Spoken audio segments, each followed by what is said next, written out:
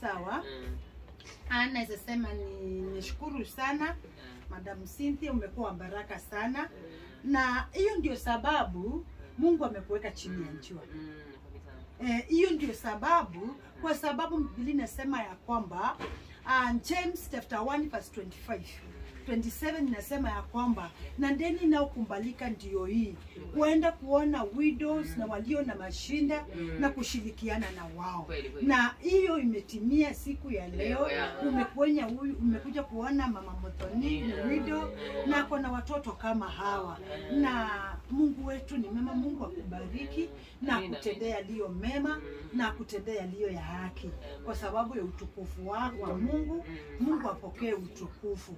Kile naweza sema ya kwamba mimi roho yangu imesikia vizuri, maana kesho sitapigiwa simu hatuna chakula. Kijana amesema yale kulala kwingi ni mingi, na hata hivyo ni kweli, kwa sababu hii ni familia na ni watu wakubwa. Hao ni wakubwa, wesi wanakula, hao ni watu wanakula. Kijana pia anakula. Alafu mnaona vile wako hivi ni wale wanakula kabisa. Wako healthy, unaona venye wamenona. Kila wanapata wanakula. Wanasema kesho yake Mungu anajua. Na Mungu wao amekuja. Mungu akubariki na kutendea yaliyo mema. Na usidi kusonga na hiyo, na hii huduma ni ya maana sana, kwa sababu ni Mungu mwenyewe. Unakopesha Mungu na umetembelea Mungu.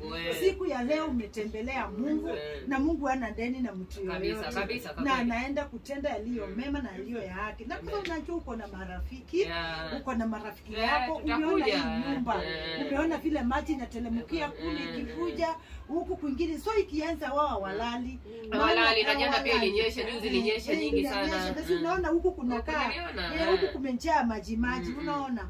Lakini Mungu wetu ni mwema na ni mwaminifu. Mungu akubariki na kukumbali kukuja kitu ambapo umeona hiyo milima ni kujitolea kwa kabisa. Na hayo umefanya, imagine unawekea watoto wako akaunti. Ni ukweli, ni watoto. Ni ukweli, na familia yako yote ibarikiwe. Na Mungu alete wengi wako na moyo kama wewe, ili tukaweze kufanya hii kazi. So Mungu wetu ni mwema. Huyu msichana akipata mahali aende kosi, hata kama ni ya kushona vitu, hapo sawa.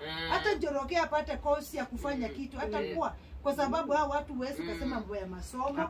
Na mambo ya masomo hawawezi, maana hao ni watu wanafaa kuwa na kitambulisho, si kweli? Washachukua kitambulisho. Unaona wako na kitambulisho. Kila mtoto wako na kitambulisho hapa. Kwa hivyo tunasikia Njoroge anasema nataka awekwe kando. Yale karibu na sister yake. Kweli. So hiyo kitu angalieni. Unajua kijana kusema hivyo anamaanisha. Kuna kweli. kile alikuwa anamaanisha. Kwa sababu kama huyu akianza kutoa nguo atajua Njoroge yako hapa. Ataanza kufua nguo tu. Unaona, na hiyo inaweza kuleta madhara mengine ambayo sio mazuri. Mungu awatendee mema na watendee mema.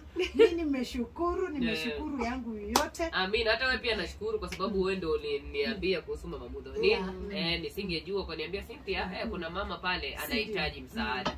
Watu wanahitaji msaada, lakini huyo mama anahitaji msaada. Katika ile mambo yako wewe unaenda kila mwezi, tafadhali spare mwezi mmoja uende ukaone huyo mama. Na nikakwambia kweli nitakuja, na nimeshukuru kabisa pia, kwa sababu wewe ingekuwa ni binafsi usingeniambia. Ni kweli. Ungeniambia Cynthia tu njoo tu support Bethel Widows.